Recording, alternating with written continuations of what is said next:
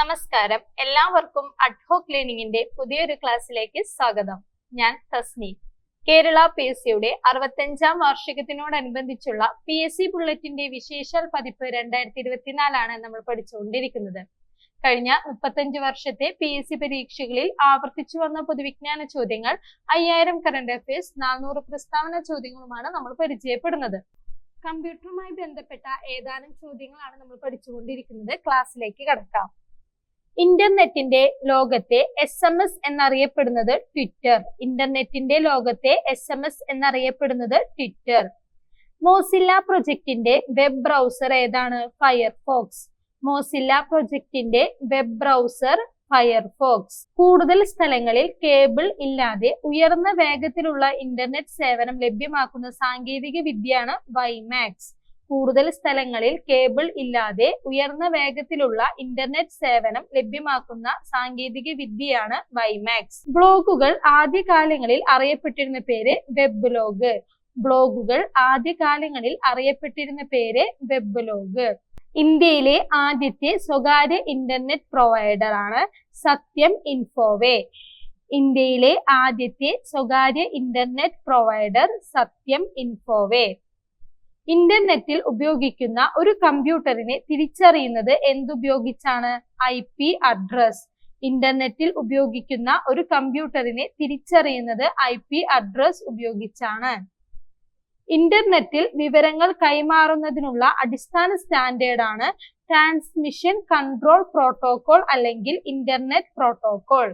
ഇന്റർനെറ്റിൽ വിവരങ്ങൾ കൈമാറുന്നതിനുള്ള അടിസ്ഥാന സ്റ്റാൻഡേർഡ് എന്താണ്? ട്രാൻസ്മിഷൻ കൺട്രോൾ പ്രോട്ടോകോൾ അല്ലെങ്കിൽ ഇന്റർനെറ്റ് പ്രോട്ടോകോൾ. ഇന്റർനെറ്റിലൂടെ ഡാറ്റ അയക്കുന്ന വ്യക്തിയുടെ വിശ്വാസ്യത ഉറപ്പുവരുത്തുന്ന സംവിധാനമാണ് ഡിജിറ്റൽ സിഗ്നേച്ചർ.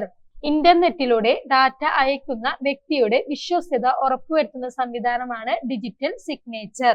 ഇന്റർനെറ്റിനെ ഇൻഫർമേഷൻ സൂപ്പർ ഹൈവേ എന്ന് വിശേഷിപ്പിച്ചതാരെ? അൽ ഗോർ, മുൻ അമേരിക്കൻ വൈസ് പ്രസിഡന്റ് ആണ്. ഇന്റർനെറ്റിനെ ഇൻഫർമേഷൻ സൂപ്പർ ഹൈവേ എന്ന് വിശേഷിപ്പിച്ചത് മുൻ അമേരിക്കൻ വൈസ് പ്രസിഡന്റ് ആയ അൽ ഗോർ ആണ്. സ്വന്തം രചനകൾ വെബ് പേജുകളിലായി പ്രസിദ്ധീകരിക്കാൻ കഴിയുന്ന ഇന്റർനെറ്റ് സംവിധാനമാണ് ബ്ലോഗ്. സ്വന്തം രചനകൾ വെബ് പേജുകളിലായി പ്രസിദ്ധീകരിക്കാൻ കഴിയുന്ന ഇന്റർനെറ്റ് സംവിധാനമാണ് ബ്ലോഗ്.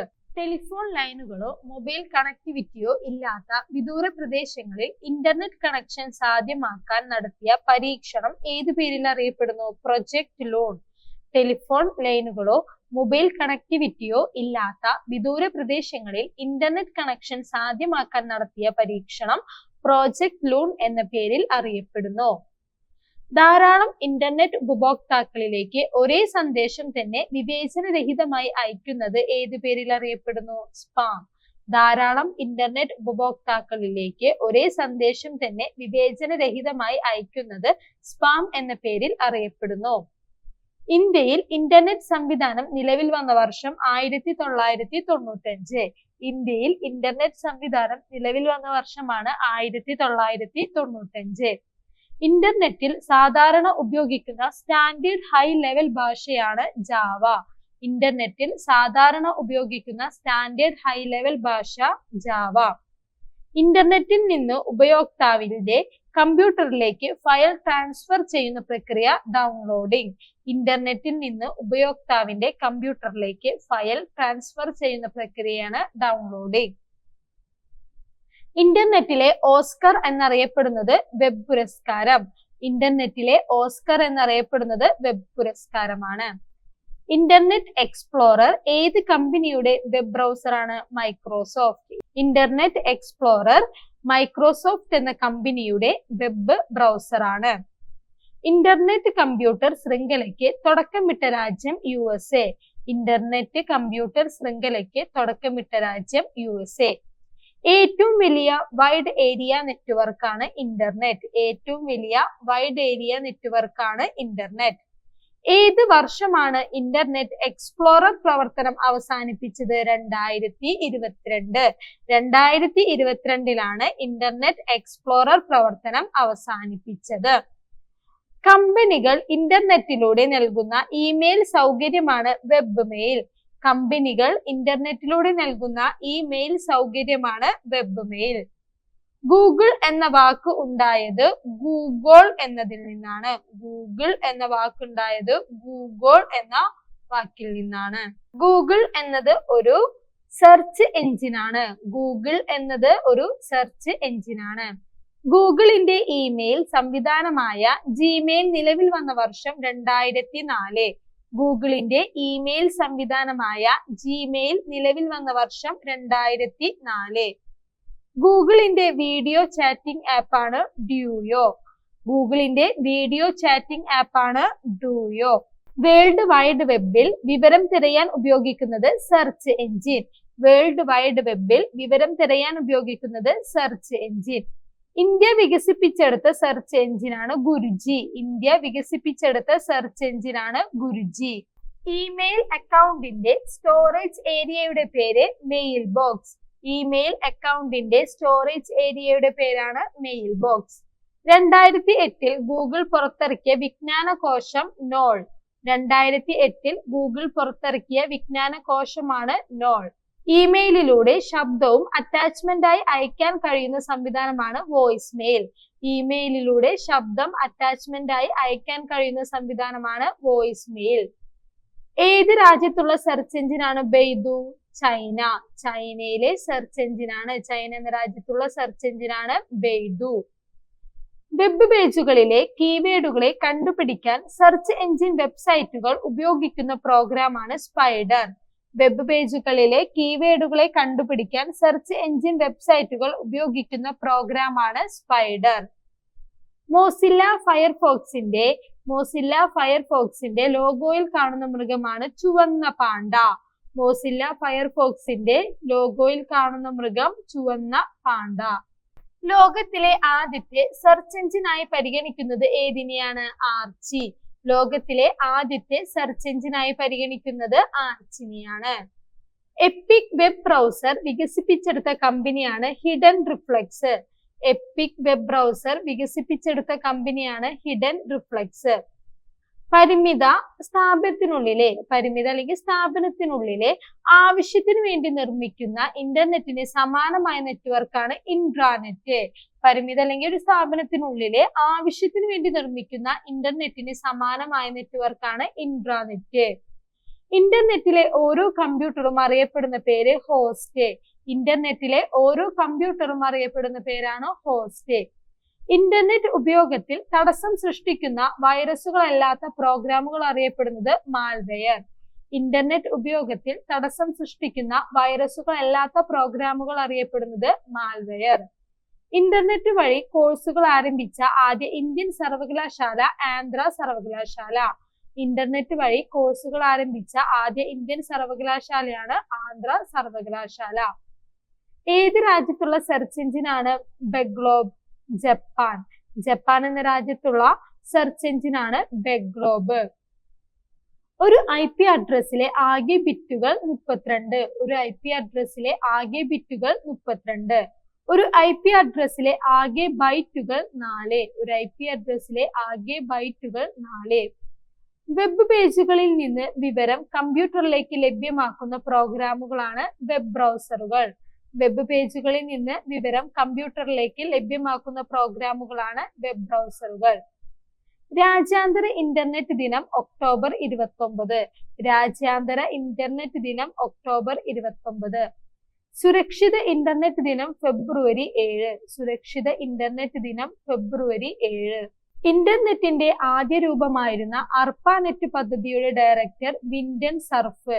ഇന്റർനെറ്റിന്റെ ആദ്യ രൂപമായിരുന്ന അർപ്പാനെറ്റ് പദ്ധതിയുടെ ഡയറക്ടർ വിൻഡൻ സർഫ്. DuckDuckGo എന്നത് സെർച്ച് എഞ്ചിനാണ്. DuckDuckGo എന്നത് ഒരു സെർച്ച് എഞ്ചിനാണ്. ഇന്ത്യയിൽ ദേശീയ സൈബർ സുരക്ഷാ മാസം ആചരിക്കുന്നത് ഒക്ടോബറിൽ. ഇന്ത്യയിൽ ദേശീയ സൈബർ സുരക്ഷാ മാസം ആചരിക്കുന്നത് ഒക്ടോബറിൽ. ബ്ലാക്ക്ബെറി കമ്പനിയുടെ മൊബൈൽ ഓപ്പറേറ്റിംഗ് സിസ്റ്റമായ ബ്ലാക്ക്ബെറി 10ന്റെ അടിസ്ഥാന പ്രോഗ്രാമാണ് QNX.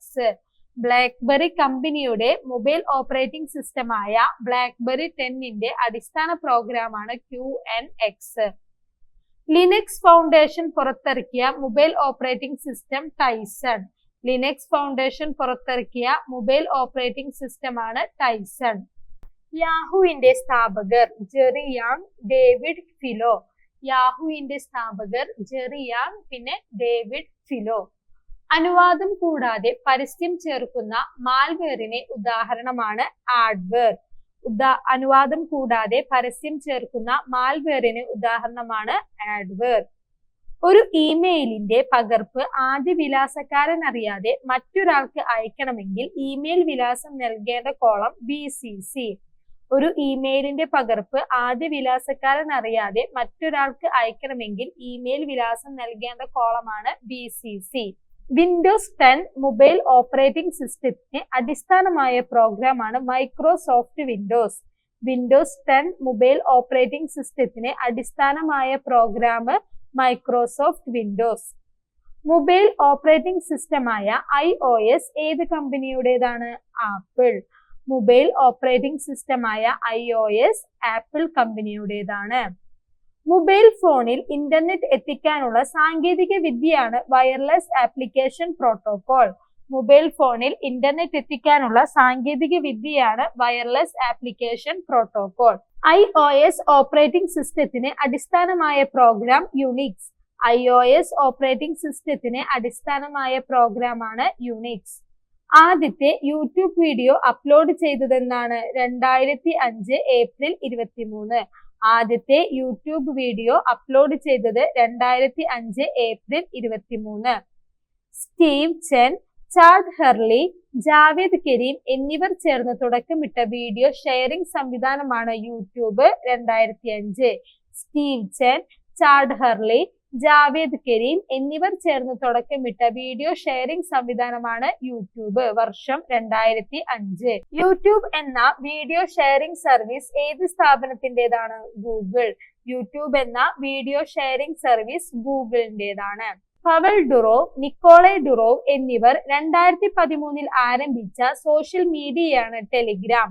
Powell Durov, Nikolai Durov എന്നിവർ 2013 ആരംഭിച്ച സോഷ്യൽ മീഡിയയാണ് ടെലിഗ്രാം.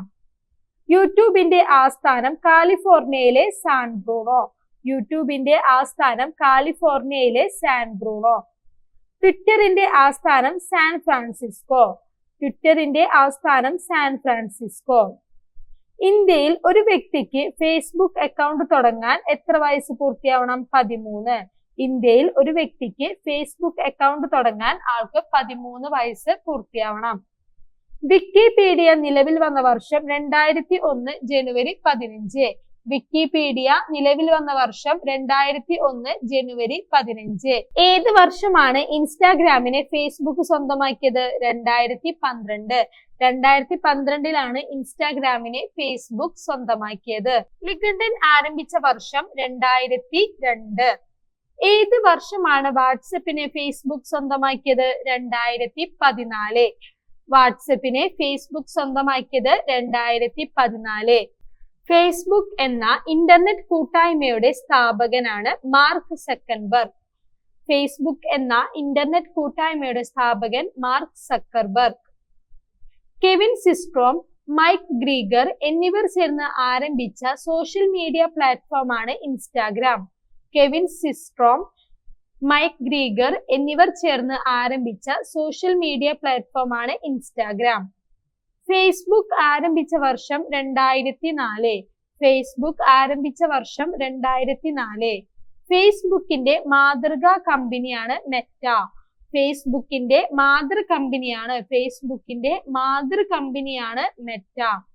സോഷ്യൽ മീഡിയ, ഓൺലൈൻ ആശയവിനിമയ സംവിധാനങ്ങൾ എന്നിവയിൽ വികാരങ്ങളെ പ്രതിനിധാനം ചെയ്യാൻ ഉപയോഗിക്കുന്ന കുഞ്ഞു ചിത്രങ്ങളാണ് ഇമോജി. സോഷ്യൽ മീഡിയ, ഓൺലൈൻ ആശയവിനിമയ സംവിധാനങ്ങൾ എന്നിവയിൽ വികാരങ്ങളെ പ്രതിനിധാനം ചെയ്യാൻ ഉപയോഗിക്കുന്ന കുഞ്ഞു ചിത്രങ്ങളാണ് ഇമോജി. അടുത്തത് നമുക്ക് എക്സ്ട്രാ പോയിന്റ്സ് ആയി കുറച്ച് ചുരുക്ക രൂപങ്ങളെ പരിചയപ്പെടാം. IPDR അനാലിസിസ് എന്നതിന്റെ പൂർണ്ണരൂപം internet protocol detail record analysis. IPDR analysis എന്നതിന്റെ പൂർണ്ണരൂപം internet protocol detail record analysis. LCD എന്നതിന്റെ പൂർണ്ണരൂപം liquid crystal display. LCD liquid crystal display. MP4 എന്നതിന്റെ പൂർണ്ണരൂപം MPEG Layer 4. OLED എന്നതിന്റെ പൂർണ്ണരൂപം organic light emitting diode. OTP എന്നതിന്റെ പൂർണ്ണരൂപം വൺ ടൈം പാസ്വേഡ്. OTT എന്നതിന്റെ പൂർണ്ണരൂപം ഓവർ ദ ടോപ്പ്. PDF എന്നതിന്റെ പൂർണ്ണരൂപം പോർട്ടബിൾ ഡോക്യുമെന്റ് ഫോർമാറ്റ്.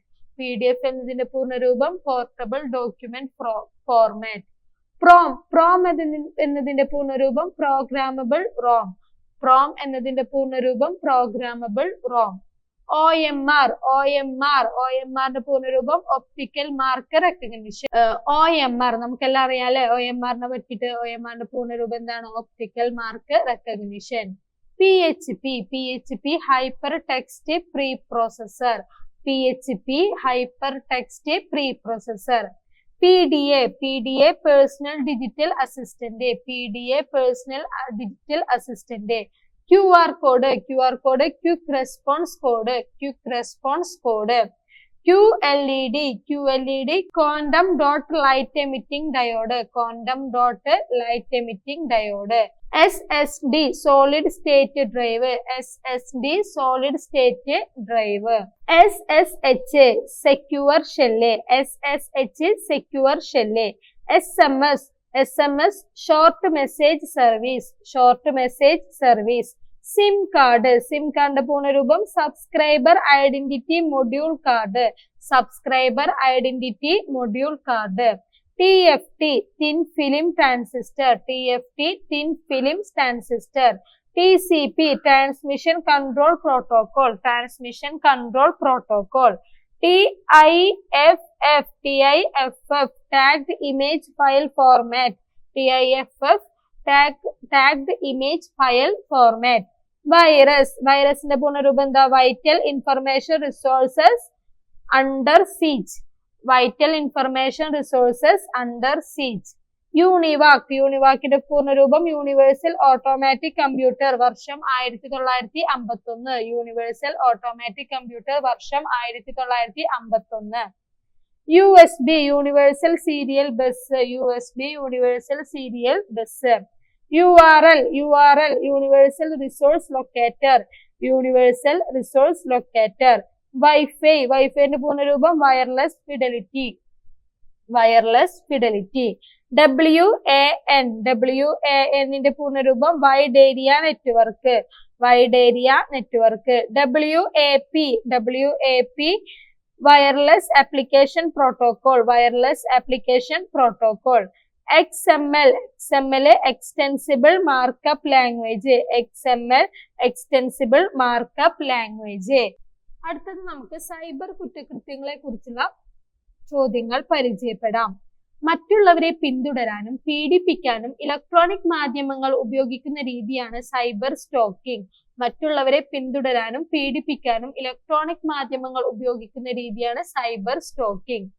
ദുരുദ്ദേശത്തോടെ കമ്പ്യൂട്ടറിലോ കമ്പ്യൂട്ടർ ശൃംഖലയിലോ അതിക്രമിച്ചു കയറി അതിലെ വിവരങ്ങൾ താറുമാറാക്കുന്ന ദുഷ്പ്രവൃത്തിയാണ് ക്രാക്കിംഗ്. ദുരുദ്ദേശത്തോടെ കമ്പ്യൂട്ടറിലോ കമ്പ്യൂട്ടർ ശൃംഖലയിലോ അതിക്രമിച്ചു കയറി അതിലെ വിവരങ്ങൾ താറുമാറാക്കുന്ന ദുഷ്പ്രവൃത്തിയാണ് ക്രാക്കിംഗ്. കമ്പ്യൂട്ടറുകളുടെയും ഇന്റർനെറ്റിന്റെയും നിയന്ത്രണം സംബന്ധിച്ച നിയമങ്ങളാണ് സൈബർ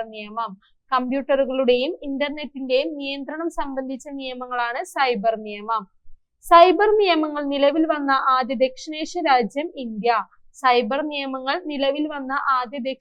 രാജ്യമാണ് ഇന്ത്യ.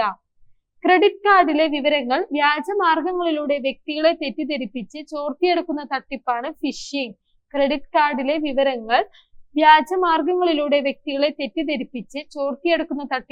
ഫിഷിംഗ്. കമ്പ്യൂട്ടറിലേക്ക് വിവരങ്ങൾ നൽകുമ്പോഴോ നൽകുന്നതിന് മുമ്പോ മനഃപൂർവ്വം അതിലെ ഡാറ്റ മാറ്റം വരുത്തുന്ന കുറ്റകൃത്യമാണ് ഡാറ്റ ഡിഡ്ലിംഗ്. കമ്പ്യൂട്ടറിലേക്ക് വിവരങ്ങൾ നൽകുമ്പോഴോ നൽകുന്നതിന് മുമ്പോ മനഃപൂർവ്വം അതിലെ ഡാറ്റ മാറ്റം വരുത്തുന്ന കുറ്റകൃത്യമാണ് ഡാറ്റ ഡിഡ്ലിംഗ്. ലഭ്യമായ തെളിവുകളുടെ അടിസ്ഥാനത്തിൽ വിവരസാങ്കേതിക രംഗത്തെ കുറ്റകൃത്യങ്ങളെ വിശകലനം ചെയ്ത് കുറ്റവാളികളെ കണ്ടെത്തുന്ന രീതിയാണ് സൈബർ ഫോറൻസിക്സ്. ലഭ്യമായ തെളിവുകളുടെ അടിസ്ഥാനത്തിൽ വിവരസാങ്കേതിക രംഗത്തെ കുറ്റകൃത്യങ്ങളെ വിശകലനം ചെയ്ത് കുറ്റവാളികളെ കണ്ടെത്തുന്ന രീതിയാണ് സൈബർ ഫോറൻസിക്സ്. സ്ത്രീകളുടെയും കുട്ടികളുടെയും ചിത്രങ്ങൾ രൂപമാറ്റം വരുത്തി അവരെ മോശക്കാരാക്കി ചിത്രീകരിക്കാനോ ഭീഷണിപ്പെടുത്താനോ ഉപയോഗിക്കുന്ന രീതിയാണ് മോർഫിംഗ്. സ്ത്രീകളുടെയും കുട്ടികളുടെയും ചിത്രങ്ങൾ രൂപമാറ്റം വരുത്തി അവരെ മോശക്കാരാക്കി ചിത്രീകരിക്കാനോ ഭീഷണിപ്പെടുത്താനോ ഉപയോഗിക്കുന്ന രീതിയാണ് മോർഫിംഗ്. കമ്പ്യൂട്ടർ, ഇന്റർനെറ്റ് തുടങ്ങിയവ ഉപയോഗിച്ചുകൊണ്ടുള്ള അപകീർത്തിപ്പെടുത്തലാണ് സൈബർ ഡിഫമേഷൻ. കമ്പ്യൂട്ടർ, ഇന്റർനെറ്റ് തുടങ്ങിയവ ഉപയോഗിച്ചുകൊണ്ടുള്ള അപകീർത്തിപ്പെടുത്തലാണ് സൈബർ ഡിഫമേഷൻ. സോഫ്റ്റ്വെയറുകൾ നിർമ്മാതാക്കളുടെ അനുവാദമോ അംഗീകാരമോ കൂടാതെ മോഷ്ടിച്ച് മറ്റ് കമ്പ്യൂട്ടറുകളിലെ അനധികൃതമായി കോപ്പി ചെയ്യുന്നത് എങ്ങനെ അറിയപ്പെടുന്നു? Software piracy. സോഫ്റ്റ്വെയറുകൾ നിർമ്മാതാക്കളുടെ അനുവാദമോ അംഗീകാരമോ കൂടാതെ മോഷ്ടിച്ച് മറ്റ് കമ്പ്യൂട്ടറുകളിൽ അനധികൃതമായി കോപ്പി ചെയ്യുന്നത് സോഫ്റ്റ്വെയർ പൈറസി എന്ന പേരിൽ അറിയപ്പെടുന്നു. ഫയൽ ഫോർമാറ്റ് അനലൈസിസിലൂടെ കമ്പ്യൂട്ടറിൽ നിന്ന് നീക്കം ചെയ്ത ഫയലുകൾ വീണ്ടെടുക്കുന്ന പ്രക്രിയ ഫയൽ കാർവിംഗ്. ഫയൽ ഫോർമാറ്റ് അനാലിസിസിലൂടെ കമ്പ്യൂട്ടറിൽ നീക്കം ചെയ്ത ഫയലുകൾ വീണ്ടെടുക്കുന്ന പ്രക്രിയയാണ് ഫയൽ കാർവിംഗ്. ഒരു യൂസറിന്റെ ഫയലുകളും ഡാറ്റയും അവരറിയാതെ വായിക്കുന്ന പ്രക്രിയ സ്നൂപ്പിംഗ്. ഒരു യൂസറിന്റെ ഫയലുകളും ഡാറ്റയും അവരറിയാതെ വായിക്കുന്ന പ്രക്രിയയാണ് സ്നൂപ്പിംഗ്. കമ്പ്യൂട്ടർ വിദഗ്ധർ ബാങ്കുകളിൽ നടത്തുന്ന സൈബർ കുറ്റകൃത്യമാണ് സലാമി അറ്റാക്ക്. കമ്പ്യൂട്ടർ വിദഗ്ധർ ബാങ്കുകളിൽ നടത്തുന്ന സൈബർ കുറ്റകൃത്യമാണ് സലാമി അറ്റാക്ക്. വൈറസ് പ്രോഗ്രാമുകൾ എഴുതുന്ന വ്യക്തികൾ വിക്സർ. വൈറസ് പ്രോഗ്രാമുകൾ എഴുതുന്ന വ്യക്തികളാണ് വിക്സർ. വൈറസുകളെ നശിപ്പിക്കുന്ന പ്രോഗ്രാം ആന്റിവൈറസ്. വൈറസുകളെ നശിപ്പിക്കുന്ന പ്രോഗ്രാമാണ് ആന്റിവൈറസ്. കമ്പ്യൂട്ടർ വൈറസ് എന്ന പ്രയോഗത്തിന്റെ ഉപജ്ഞാതാവ് ഫ്രെഡ് കോഹൻ. കമ്പ്യൂട്ടർ വൈറസ് എന്ന പ്രയോഗത്തിന്റെ ഉപജ്ഞാതാവ് ഫ്രെഡ് കോഹൻ. ആദ്യത്തെ പേഴ്സൺ കമ്പ്യൂട്ടർ വൈറസ് ബ്രെയിൻ. ആദ്യത്തെ പേഴ്സണൽ കമ്പ്യൂട്ടർ വൈറസ് ബ്രെയിൻ. ആദ്യത്തെ കമ്പ്യൂട്ടർ വൈറസ് ക്രീപ്പർ, വർഷം 1971.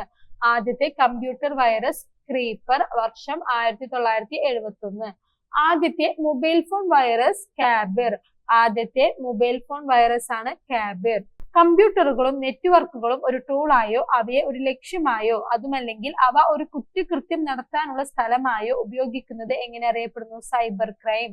കമ്പ്യൂട്ടറുകളും നെറ്റ്വർക്കുകളും ഒരു ടൂളായോ അവയെ ഒരു ലക്ഷ്യമായോ അതുമല്ലെങ്കിൽ അവ ഒരു കുറ്റകൃത്യം നടത്താനുള്ള സ്ഥലമായോ ഉപയോഗിക്കുന്നതിനെ സൈബർ ക്രൈം എന്ന പേരിൽ അറിയപ്പെടുന്നു. ജാക്ക് ഡോസി തുടങ്ങിയ പ്രസ്ഥാനമാണ് ട്വിറ്റർ. ജാക്ക് ഡോസി തുടങ്ങിയ പ്രസ്ഥാനമാണ് ട്വിറ്റർ. ട്വിറ്റർ അവതരിപ്പിക്കപ്പെട്ട വർഷം 2006. ട്വിറ്റർ അവതരിപ്പിക്കപ്പെട്ട വർഷം 2006. ട്വിറ്ററിൽ പോസ്റ്റ് ചെയ്യുന്ന മെസ്സേജുകൾ ഏത് പേരിൽ അറിയപ്പെടുന്നു? ട്വീറ്റ്സ്. ട്വിറ്ററിൽ പോസ്റ്റ് ചെയ്യുന്ന മെസ്സേജുകൾ ട്വീറ്റ്സ് എന്ന പേരിൽ അറിയപ്പെടുന്നു. 150ഓളം രാജ്യങ്ങളെ ബാധിച്ച ചരിത്രത്തിലെ ഏറ്റവും വലിയ സൈബർ ആക്രമണമാണ് വാണാക്രൈ. 150ഓളം രാജ്യങ്ങളെ ബാധിച്ച ചരിത്രത്തിലെ ഏറ്റവും വലിയ സൈബർ ആക്രമണമാണ് വാണാക്രൈ. ഒരാൾക്ക് താങ്ങാനാവുന്നതിൽ അധിക വിവരങ്ങൾ ഉപയോഗിച്ച് പരീക്ഷണതനാകുന്ന അവസ്ഥയാണ് ഇൻഫോമാനിയ. ഒരാൾക്ക് താങ്ങാനാവുന്നതിൽ അധിക വിവരങ്ങൾ ഉപയോഗിച്ച് പരീക്ഷണിതനാകുന്ന അവസ്ഥയാണ് ഇൻഫോമാനിയ. പ്രശസ്തമായ വെബ്സൈറ്റുകളുടെ ഡൊമൈൻ നെയിമിനോട് സാദൃശ്യമുള്ളവ ഉപയോഗിച്ച് മറ്റുള്ളവരെ തെറ്റിദ്ധരിപ്പിക്കുന്ന സൈബർ കുറ്റകൃത്യമാണ് സ്ക്വാട്ടിംഗ്. പ്രശസ്തമായ വെബ്സൈറ്റുകളുടെ ഡൊമൈൻ നെയിമിനോട് സാദൃശ്യമുള്ളവ ഉപയോഗിച്ച് മറ്റുള്ളവരെ തെറ്റിദ്ധരിപ്പിക്കുന്ന സൈബർ കുറ്റകൃത്യമാണ് സ്ക്വാട്ടിംഗ്. കമ്പ്യൂട്ടറിൽ ആന്റിവൈറസുകൾ, ഫയർവാൾ, സ്പാം ബ്ലോക്കിംഗ് സോഫ്റ്റ്വെയർ എന്നിവ ഉപയോഗിക്കുന്നത് ഏത് പ്രക്രിയയുടെ ഭാഗമാണ്? സൈബർ സദാചാരം. കമ്പ്യൂട്ടറിൽ ആന്റിവൈറസുകൾ, ഫയർവാൾ, സ്പാം ബ്ലോക്കിംഗ് സോഫ്റ്റ്വെയർ എന്നിവ ഉപയോഗിക്കുന്നത് സൈബർ സദാചാരത്തിന്റെ ഭാഗമാണ്. സോഫ്റ്റ്വെയറുകളെയും ഓപ്പറേറ്റിംഗ് സിസ്റ്റത്തെയുമെല്ലാം ആഴത്തിൽ പരിശോധിച്ച് ഗുണപരമായ രീതിയിൽ മാറ്റം വരുത്തുന്നതാണ് ഹാക്കിംഗ്. സോഫ്റ്റ്വെയറുകളെയും ഓപ്പറേറ്റിംഗ് സിസ്റ്റത്തെയും എല്ലാം ആഴത്തിൽ പരിശോധിച്ച് ഗുണപരമായ രീതിയിൽ മാറ്റം വരുത്തുന്നത് എന്ത്? ഹാക്കിംഗ്. അശ്ലീല ചിത്രങ്ങൾ പ്രദർശിപ്പിക്കുക, പ്രചരിപ്പിക്കുക തുടങ്ങിയ പ്രവർത്തനങ്ങൾ അറിയപ്പെടുന്നത് പോർണോഗ്രഫി. അശ്ലീല ചിത്രങ്ങൾ പ്രദർശിപ്പിക്കുക, പ്രചരിപ്പിക്കുക തുടങ്ങിയ പ്രവർത്തനങ്ങൾ അറിയപ്പെടുന്നത് പോർണോഗ്രഫി. രാജ്യത്തിന്റെ ഏകത, പരമാധികാരം, സുരക്ഷ ഇവയ്ക്കെതിരെ സൈബർ സങ്കേതങ്ങളിലൂടെ നടത്തുന്ന പ്രവർത്തനമാണ് സൈബർ ടെററിസം. രാജ്യത്തിന്റെ ഏകത, പരമാധികാരം, സുരക്ഷയ്ക്കെതിരെ സൈബർ സങ്കേതങ്ങളിലൂടെ നടത്തുന്ന പ്രവർത്തനമാണ് സൈബർ ടെററിസം. ഉടമസ്ഥന്റെ അനുമതിയില്ലാതെ ഇന്റർനെറ്റ് പോലുള്ള സ്വതന്ത്ര മാധ്യമങ്ങളിൽ നിന്ന് ഒരു കമ്പ്യൂട്ടറിലേക്കോ നെറ്റ്വർക്കിലേക്കോ പ്രവേശിക്കുന്നത് തടയാൻ സഹായിക്കുന്ന സംവിധാനമാണ് ഫയർവാൾ. ഉടമസ്ഥന്റെ അനുമതിയില്ലാതെ ഇന്റർനെറ്റ് പോലുള്ള സ്വതന്ത്ര മാധ്യമങ്ങളിൽ നിന്ന് ഒരു കമ്പ്യൂട്ടറിലേക്കോ നെറ്റ്വർക്കിലേക്കോ പ്രവേശിക്കുന്നത് തടയാൻ സഹായിക്കുന്ന സംവിധാനമാണ് ഫയർവാൾ. ലോകത്ത് രജിസ്റ്റർ ചെയ്തിട്ടുള്ള ആദ്യ സൈബർ ക്രൈം ആരുടെ പേരിലാണ്? Joseph Marie Jacquard. ലോകത്ത് രജിസ്റ്റർ ചെയ്തിട്ടുള്ള ആദ്യ സൈബർ ക്രൈം ജോസഫ് മേരി ജാക്വഡിന്റെ പേരിലാണ്. ഇന്ത്യയിൽ ആരുടെ പേരിലാണ് ആദ്യ സൈബർ കുറ്റകൃത്യം രജിസ്റ്റർ ചെയ്യപ്പെട്ടത്? ആരിഫ് അസീം. ഇന്ത്യയിൽ ആരിഫ് അസീമിന്റെ പേരിലാണ് ആദ്യ സൈബർ കുറ്റകൃത്യം രജിസ്റ്റർ ചെയ്യപ്പെട്ടത്. ഇന്റർനെറ്റ് വഴി വ്യക്തികളെ അപമാനപ്പെടുത്തുന്ന സൈബർ കുറ്റകൃത്യം ഏതു പേരിൽ അറിയപ്പെടുന്നു? Cyber bullying. ഇന്റർനെറ്റ് വഴി വ്യക്തികളെ അപമാനപ്പെടുത്തുന്ന സൈബർ കുറ്റകൃത്യം സൈബർ ബുള്ളിയിങ് എന്ന പേരിൽ അറിയപ്പെടുന്നു. ഇന്നത്തെ ക്ലാസ്സിൽ നമ്മൾ കമ്പ്യൂട്ടറുമായി ബന്ധപ്പെട്ട ഏതാനും ചോദ്യങ്ങളാണ് നമ്മൾ പരിചയപ്പെട്ടത്. ക്ലാസ്സിൽ പറഞ്ഞതെല്ലാം വളരെ കൃത്യമായി മനസ്സിലായെന്ന് വിചാരിക്കുന്നു. അടുത്ത ക്ലാസ്സിൽ നമുക്ക് ഇതിന്റെ ബാക്കി ഭാഗവുമായി വീണ്ടും കാണാം. അതുവരേക്കും ബൈ ബൈ. Thank you.